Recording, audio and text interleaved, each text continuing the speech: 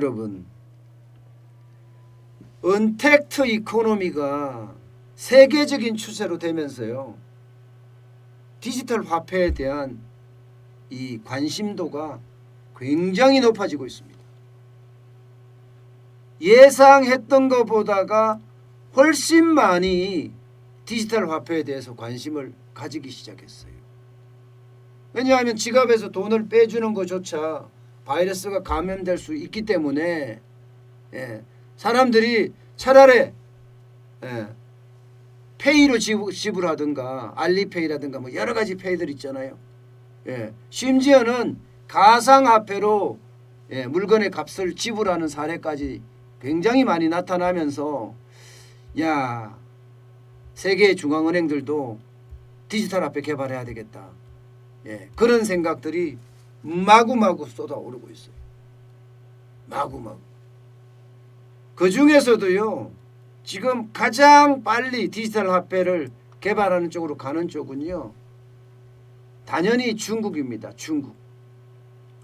중국은 디지털 화폐 설계를 완전히 끝낸 상태고요. 기본 테스트도 선진시에서 마무리를 했어요. 언제든지 디지털 화폐를 꺼낼 수 있다, 이렇게 얘기할 만큼 준비를 완전히 끝내놓고 있는 상태입니다. 2022년인가요? 베이징 올림픽이 아마 그때를 앞두고 중국은 좀 더 빨리 가려고 한다, 이런 이야기까지 나오고 있습니다. 보시는 것처럼 프랑스도 마찬가지죠.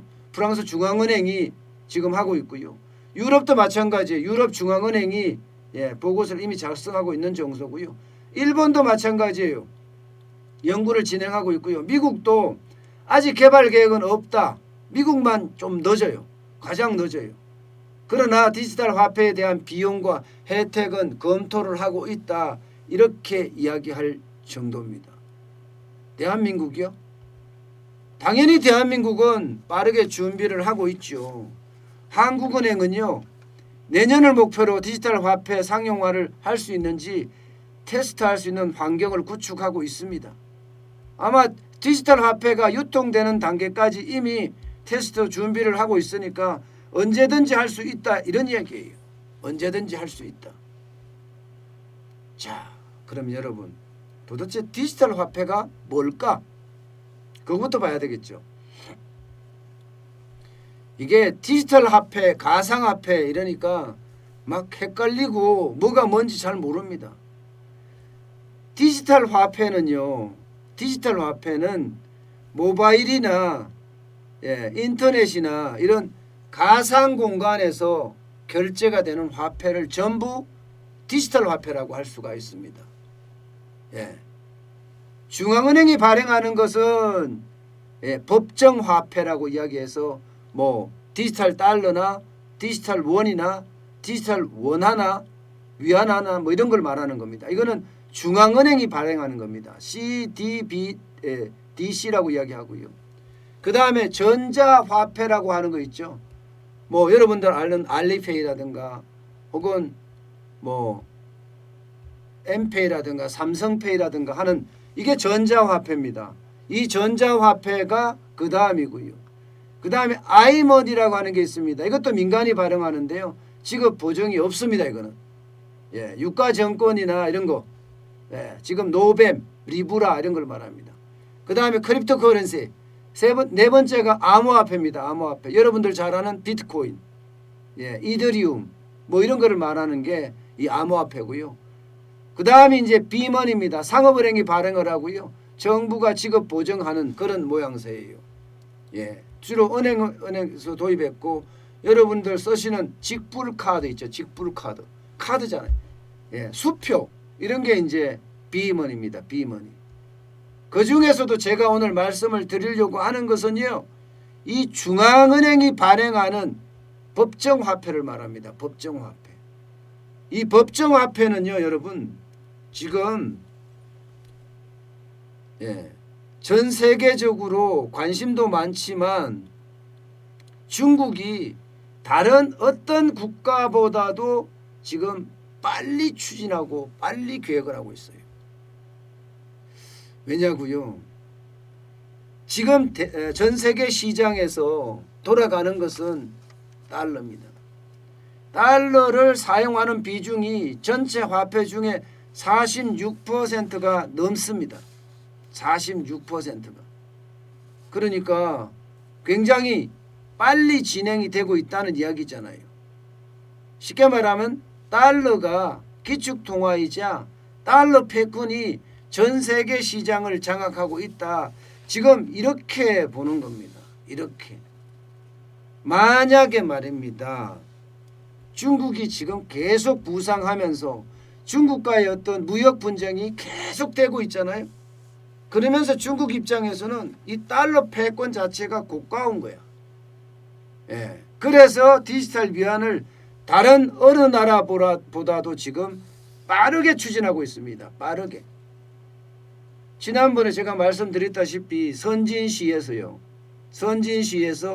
디지털 화폐, 디지털 위안 실제로 실행을 했습니다. 벌써 시험을 했어요.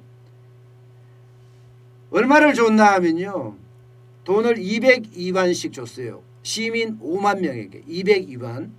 그리고 총 금액은 1000만 위안입니다. 우리 돈으로 하면 17억 정도 돼요. 그리고 실제 사용하게 했습니다. 사용하게 했더니 뭐 별 이상이 없었어요. 알리페이를 사용하는 것 같이 QR코드 스캔을 통해서 결제를 했거든요. 아무 문제 없이 됐습니다. 아무 문제 없이. 그러니까 공개 실험에서 완전히 성공을 했고, 여기에서는 뭐 언제든지 2022년 베이징 동계올림픽 때 사용하겠다, 이렇게 2022년이면요 내년 후년이에요. 그런데 이게 굉장히 땡겨줄 수 있다, 이런 얘기입니다. 그러면 중국은 어떻게 실험을 했느냐, 이게 중요하잖아요. 중국은 디지털 화폐를 이렇게 실험했습니다.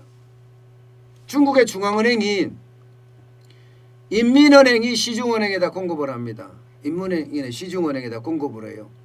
그러면 개인이나 자영업자나 기업들, 경제 주체들은요 실물 화폐를 주고 디지털 화폐로 교환합니다.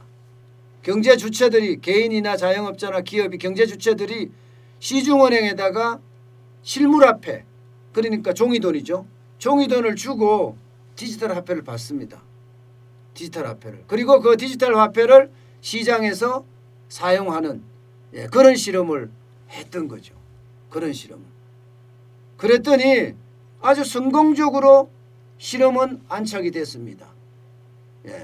실제 실험은요, 인민은행이 발행하는 법정 디지털 화폐 실제 실행이 잘 됐다는 내용입니다. 이것도.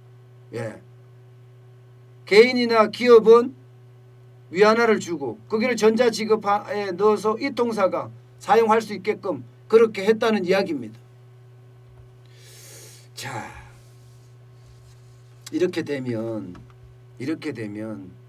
아마 디지털 화폐도 굉장히 빠른 속도로 갈 가능성이 큽니다. 대한민국 어떻게 되고 있냐고요? 대한민국도 디지털 화폐를 본격 개발한다. 이게 핵심 내용이에요. 이번 국감에서 쭉 나왔죠. 김두관 의원이 물었습니다.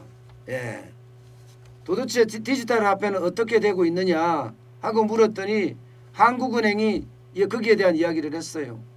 디지털 화폐 개발하고 있다, 이렇게 말입니다. 지금은 설계하고 요건 정의하고 있고요. 구형 기술을 검토해서 지금 현재까지는요 이미 현행 업무 분석 다 끝났습니다. 이제는 우리도 시험 단계 앞에 와 있다. 빠르면은 뭐 내년에도 시행을 할 수 있고 후년에도 시행을 할 수 있지만 아직 시행 시기는 못 박지 않았다, 이런 얘기예요. 시행 시기는. 중국도 마찬가지로 아직 시행 시기는 못 박지 않았다, 이렇게 이야기하고 있잖아요. 그러면 이게 디지털 화폐가 도입이 되려고 하면 어떻게 도입이 될 거냐. 일단 디지털 화폐는요 굉장히 유용합니다. 보안에 대한 취약성이 굉장히 심각하지만 여기에 보안에 대한 그 블록체인 기술을 도입하게 되면 그 보안도 어느 정도 커버, 쉽게 말하면 막을 수 있다, 이렇게 이야기하는 겁니다. 그러면 디지털 화폐는요 여러분 쓰기가 굉장히 편해요. 쓰기가. 지갑에 굳이 넣어갖고 다닐 필요가 없는 거고요. 예, 우리가 사용하는 모바일에다가 그냥 넣고 다니면 돼요. 전자지갑에다가. 반면에 종이지갑은 없어지지는 않는다. 이게 기본입니다. 종이돈은 사라지지 않는다. 기본입니다. 그렇지만 종이돈은 비용이 굉장히 많이 들어가요. 돈을 찍어내는데도 돈이 많이 들어가고요. 돈을 폐기하는데도 돈이 많이 들어갑니다. 심지어 말입니다.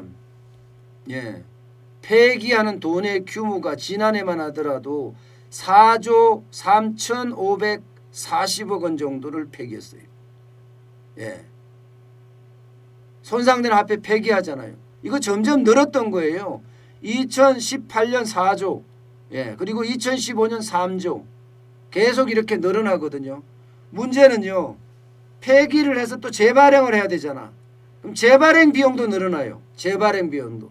2018년엔 639억 원이었는데 예, 이게 점점 늘어나서 지금은요 거의 예, 1,000억 가까이 됩니다. 1,000억 가까이. 발행 비용 자체가 예, 계속 늘어난다는 이야기예요. 그러니까 재발행 비용도 늘어나죠. 보관도 힘들죠. 예, 게다가 이동도 힘들죠. 그러니 디지털 화폐로 가는 것은 어쩌면 당연하다. 예, 종이돈은 어떤 식이든 비용도 많이 들어가고 거기에 따른 위험성도 크다. 그러나 디지털 화폐는 위험성이 굉장히 줄어든다. 그러면 디지털 화폐를 언제 도입할까? 이게 이제 관건이잖아요. 관건은 일단 시장에 있습니다. 시장에. 한국은행은 그렇게 이야기합니다. 자, 종이돈이 얼마나 많이 사용되지 않는지, 대신에 페이라든가 우리 뭐 많이 쓰잖아요. 가상화폐라든가 이런 결제가 굉장히 많이 일어나는 거. 실제로 신용카드 결제가 보면 엄청나잖아요. 신용카드 결제가. 실제로 돈이 종이돈이 왔다 갔다 하지 않고 지금 이동되는 거래가 많아지면 많아질수록 이제는 디지털 화폐가 더 빨리 통용될 거다. 이렇게 예상을 하고 있는 거죠. 이렇게 예상을. 예. 두 번째는 이제 사람들의 관심도입니다. 사람들의 관심도. 지금 40대, 50대, 60대, 뭐 40대는 아니라고 이야기할 수 있나요? 그러면 빼자고요. 50대, 60대, 70대만 하더라도 종이돈에 더 익숙합니다. 종이돈에 더 익숙해요. 디지털 화폐 한다 그러면 이 휴대폰에 돈을 넣고 다닌다는 이야기인데 이거 스스로도 불안해하잖아요. 그러니까 이게 인식이 빨리 바뀌어야 된다. 그렇게 지금 이야기를 하고 있는 상태입니다. 그래서 시장에서 돈이 덜 사용되거나 혹은 사람들의 인식이 굉장히 빨리 변하게 되면 디지털 화폐의 도입 시기도 굉장히 빨라질 거다. 이렇게 이야기하는 거죠. 빨라질 거다. 이미 전 세계 66개 중앙은행에서 연구를 하고 있으니까요. 디지털 화폐의 속도는 굉장히 빨라질 겁니다. 굉장히 빨라질 거예요. 게다가 언택트 이코노미가 시작되면서 현금 비중이 굉장히 떨어지고 그에 따르는 디지털 화폐의 사용이 굉장히 빨라지니까 이게 인식이 전환되고 언택트 이코노미가 더 가속화되면 디지털 화폐의 도입은 훨씬 더 빨라지지 않을까 이렇게 예상을 하고 있습니다. 전 세계 시장에서는 중국이 빠르게 지금 진격을 하고 있는 모양새고요. 미국이 달러 패권을 뭐 안 뺏길 거다. 종이돈 달러가 더 아직도 유용할 거다. 이렇게 생각하니까 달러 패권을 안 뺏기기 위해서 뭐 미국 입장에서 급할 게 없다 이런 거고요. 중국은 달러 패권을 한번 내가 장악을 해야 되겠다. 이대로 가면 중국 경제가 무너지지 않는다면요.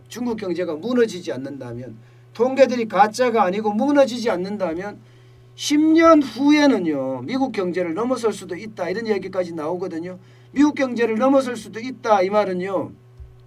세계 1위의 경제국가, 무역국가가 된다는 의미예요. 그러면 중국하고 거래를 할 때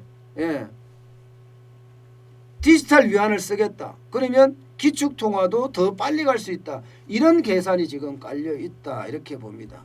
물론 미국이 가만히 두고 보지는 않겠죠. 어떤 식으로든 제재를 하고 지금까지 했던 제조업의 탈중국화 아마 바이든이 돼도 할 겁니다. 그러면서 중국을 어떻게 하든 죽이기 위해서 굉장히 고민을 할 거라고 봅니다. 때문에 이 디지털 화폐의 패권은 어디에 있다 이렇게 지금 말하기는 힘들고요. 분명한 것은 달러 패권이 앞으로도 갈 거다. 이렇게 예상을 하고 있습니다.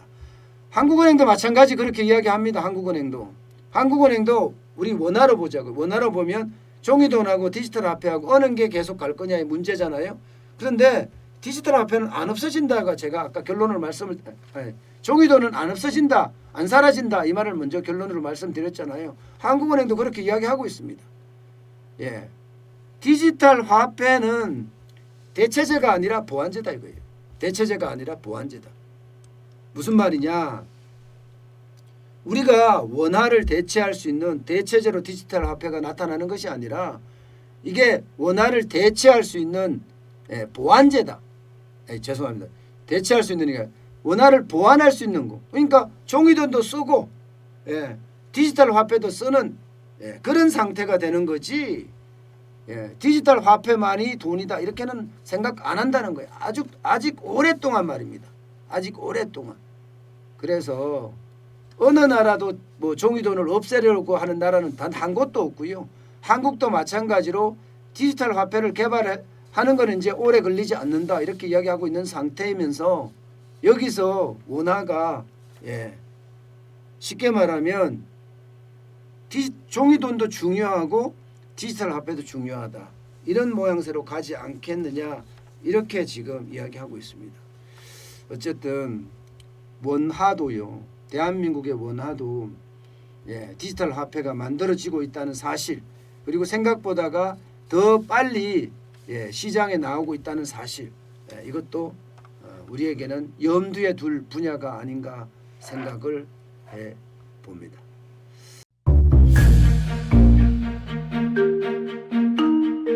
세종대왕과 샤넬 넘버 5 벤츠 자동차의 최고급 기종인 마이바흐의 공통점을 아시나요? 바로 침향입니다. 침향이란 동남아시아에서 자생하는 침향나무가 상처를 입었을 때 스스로를 보호하기 위해서 분비시키는 침향나무의 진액입니다. 진침향은 태국산 침향과 러시아산 녹용, 그리고 국산 홍삼, 백봉령, 산수유, 당귀, 숙지향, 꿀로 이루어진 침향환으로 만성 피로나 또 스트레스, 기력이 저하된 직장인분들, 또 수험생들, 연세 드신 어르신분들이 드시면 좋은 환입니다. 진침향 여러분들께 자신있게 권해드립니다.